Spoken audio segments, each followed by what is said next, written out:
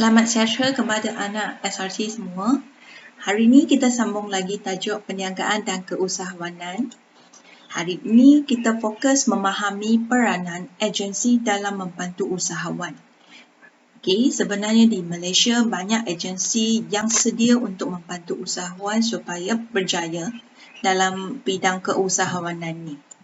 Jadi hari ini anda dikira berjaya sekiranya dapat menjelaskan peranan agensi dalam membantu usahawan dan menyatakan sekurang-kurangnya 3 contoh agensi bagi setiap peranan. Are you ready? Cikgu sediakan nota ringkas SRT ini untuk membantu anda. Jom kita belajar sekarang. Okey, marilah kita mengenal peranan agensi membantu usahawan. Okey, ia dibagi kepada 5. Okey, peranan pertama ialah peranan latihan dan pengurusan. Agensi tersebut tawarkan kursus pendek ataupun seminar, webinar untuk membantu usahawan dalam bidang perakaunan, pengurusan ataupun teknikal.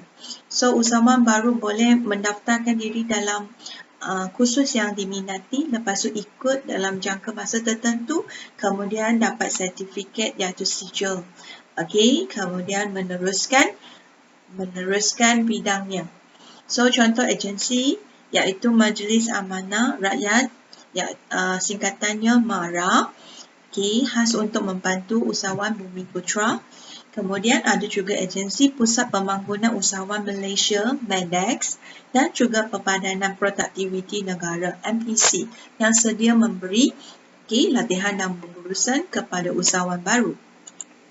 Peranan kedua ialah, lihat gambar, yes, dapat duit. Maknanya peranannya ialah dari segi pembiayaan. Agensi yang terlibat akan menyediakan dana atau modal melalui pelbagai skim pembiayaan ataupun skim pinjaman membantu usahawan mendapatkan duit yang cukup memulakan perniagaannya. So, contoh agensi yang terlibat ialah MARA, sekali lagi ialah Majlis Amanah Rakyat yang membantu Bumiputera.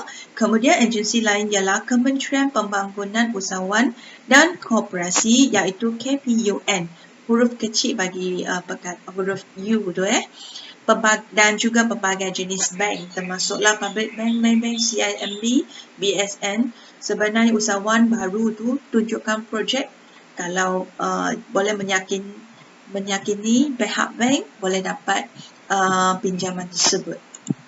Alright, peranan ketiga.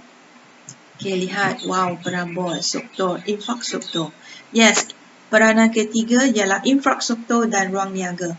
Agensi tersebut akan bina bazar, kedai, medan serera atau sediakan tapak industri ruang niaga untuk usahawan baru sewakan. So, contoh agensi yang terlibat, sekali lagi nampak perkataan MARA iaitu Majlis Amanah Rakyat, khas untuk Bumiputera. Kemudian ada juga agensi Perbadanan Kemajuan Ekonomi Negara iaitu PKEN.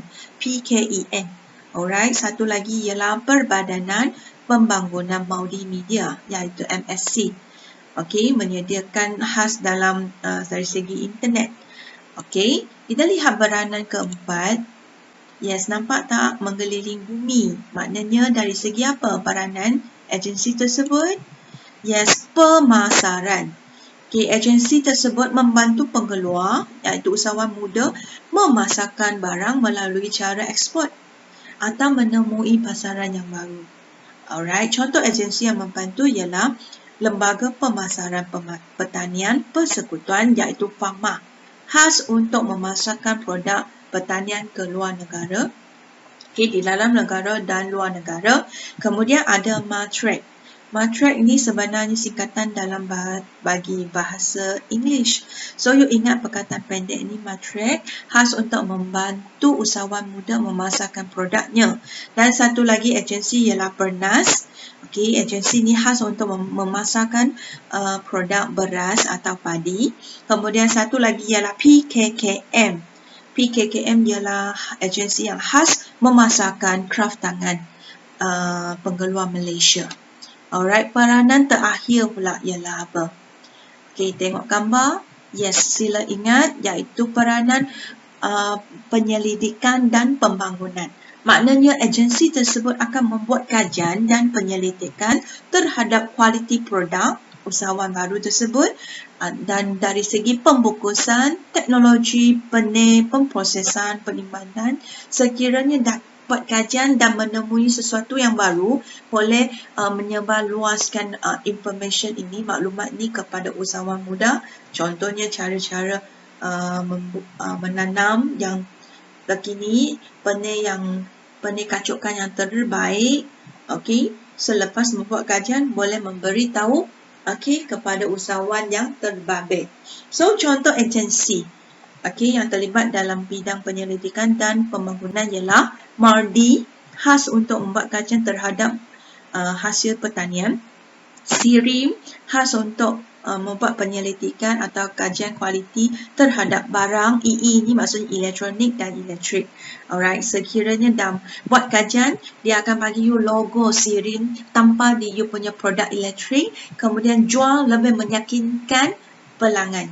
Kemudian satu lagi agensi MRB, khas untuk hasil getah. MPOB, saya suka panggil dia MPOB, iaitu khas buat kajian terhadap hasil kelapa sawit. Satu lagi ialah MIMOS, kajian terhadap produk mikroelektrik, dan last sekali ialah FRI Fish, untuk ikan. Yes, adakah you sudah belajar?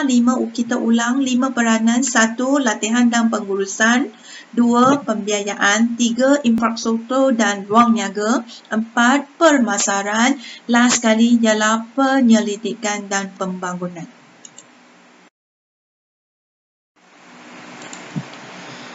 Baik, setelah mendengar penerangan cikgu, marilah kita semak semula objektif. Adakah kamu dapat menjelaskan 5 peranan agensi dalam membantu usahawan? Setiap peranan boleh sebutkan sekurang-kurangnya 3 contoh agensi. Apa emosi anda sekarang? Macam ni, atau macam ni? Siapa yang yakin?